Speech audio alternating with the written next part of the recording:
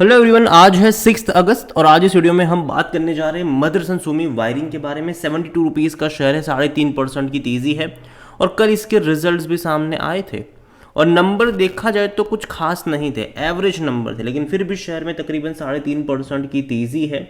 उसकी वजह यह है कि आज मार्केट का मूड वाकई में बहुत अच्छा है। कल हमने एक बहुत बड़ा मेजर फॉल देखा ग्लोबल बाजारों के चलते, जिसमें भैया जापान का जो मार्केट था वो काफ़ी हद तक गिरा था, तकरीबन एक महीने में 20 से 22% गिर गया था इसके बढ़ते इंटरेस्ट रेट के चलते। लेकिन कल अच्छी खबर भी आई कि भैया जापान, कल मतलब जो रात को, कि भैया जापान का जो मार्केट है वो 10% वापस से चढ़ गया। इसके अलावा यूएस से भी अच्छी अच्छी खबरें आना शुरू हो चुकी है कि फेड्स जो है वो उसके लिए तैयार है और आने वाले टाइम में इंटरेस्ट रेट भी कम करने वाले हैं। तो अच्छी अच्छी खबरें आ रही हैं, जिसके चलते अगर आप देखोगे तो आज सेंसेक्स में 800 अंक की तेज़ी ज़रूर है।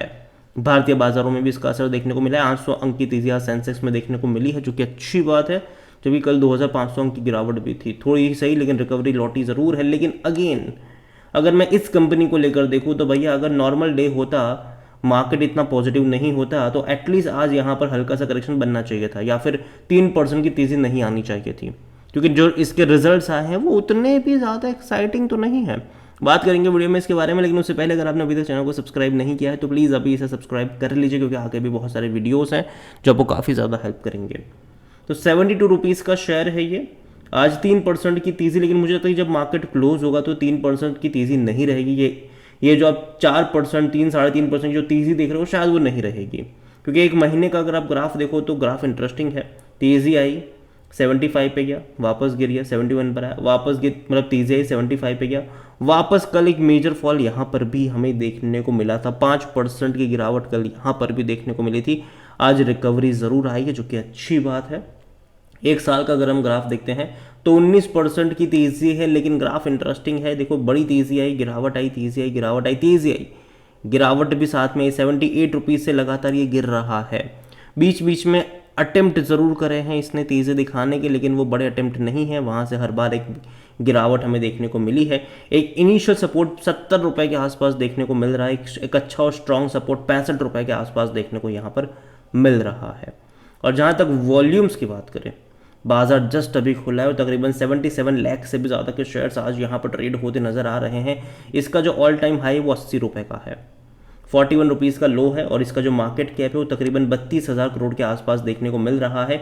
कंपनी को लेकर अगर हम देखें तो एमके ग्लोबल की अगर बात करें तो 80 रुपये का टारगेट इन्होंने दिया था। बाई कॉल था इनका, मई महीने का उनका ये टारगेट था, मई महीने को उनकी ये कमेंट्री थी। और जहाँ तक इनके डिविडेंड के बारे में देखें तो पे करा है इसने 80 पैसा पर शेयर का, जो कि काफ़ी अच्छा डिविडेंड है। क्योंकि अगर आप देखो तो 2000 पिछले साल इसने 65 पैसे का पे करा था, इस बार डिविडेंड बढ़ाया है, 80 पैसा करा है। और सबसे अच्छी बात है कि भाई इसने बोनस भी दिया था 2022 में, इसने बोनस भी दिया हुआ था, जो कि और अच्छी बात है यहाँ पर। और स्प्लिट हालांकि हुआ नहीं, हालांकि ये पहले जो पार्ट हुआ करती थी कंपनी मदरसन सुमी, उसी के अंडर में था ये। और जब मदरसन सुमी में से ये अलग हुआ, ठीक है, मदरसन सुमी में से ये अलग हुआ, तो जिस किसी के पास मदरसन सुमी के शेयर से, उसको इस कंपनी के उतने ही शेयर मिले थे। बाद में वो मतलब वहाँ पे प्राइस एडजस्ट भी हुआ था, और जिस साल ये अलग हुआ उसी साल इसने बोनस भी दे दिया था, तो और प्राइस इसका एडजस्ट हो गया था यहाँ पर। और जहाँ तक इसके वैल्यूएशन की बात करें तो देखिए 46 का पी है, सस्ता कह सकते हो आप इसको सेक्टर पी 51 के मुकाबले। लेकिन फिर भी मुझे लगता है कि यहाँ से अगर हल्का सा और करेक्शन यहाँ पर बनता है तब मौके अट्रैक्टिव होंगे। जिनके पास है वो होल्ड करो, ठीक है। मैं कभी भी इस कंपनी को बेचने की बात नहीं करूँगा उन लोगों के लिए जो लॉन्ग टर्म के निवेशक है, शॉर्ट टर्म के नहीं, लॉन्ग टर्म के निवेशक है।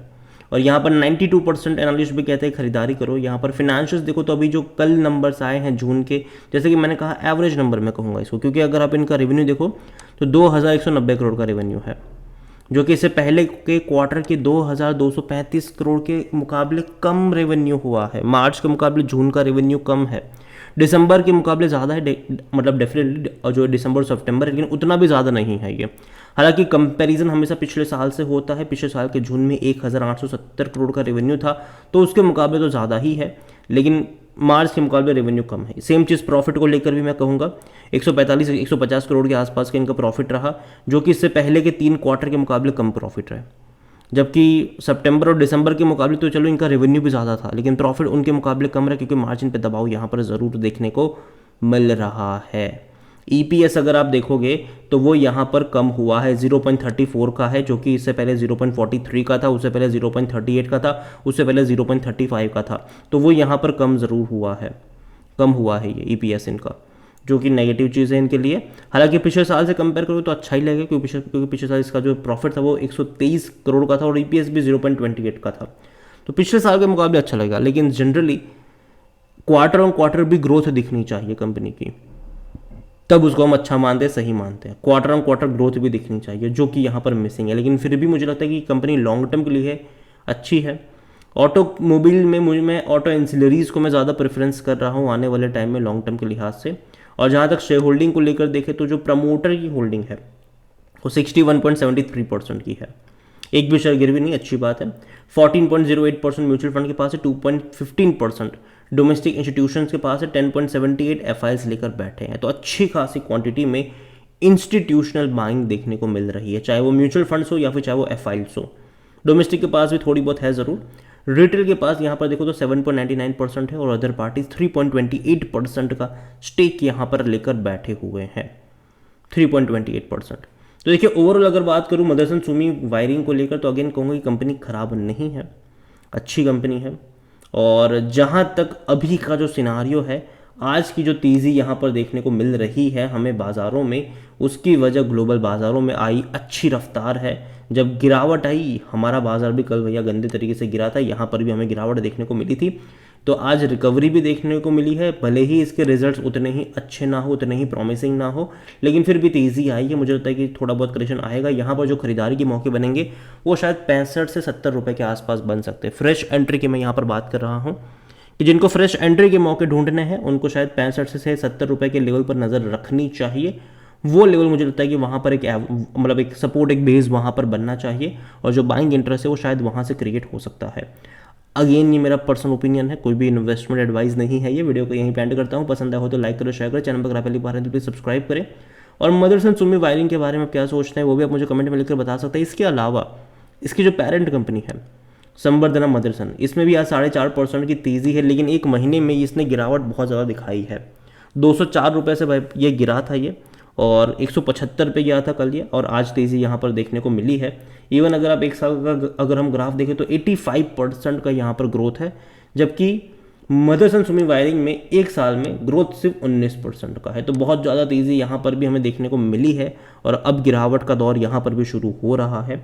अगर आप चाहते हैं कि मैं संवर्धना मदरसन के ऊपर भी एक डिटेल वीडियो बनाऊँ तो कमेंट में इसका नाम लिखिएगा। जितनी ज़्यादा कमेंट आएगी उतना ही जल्दी वीडियो आएगा। Thank you.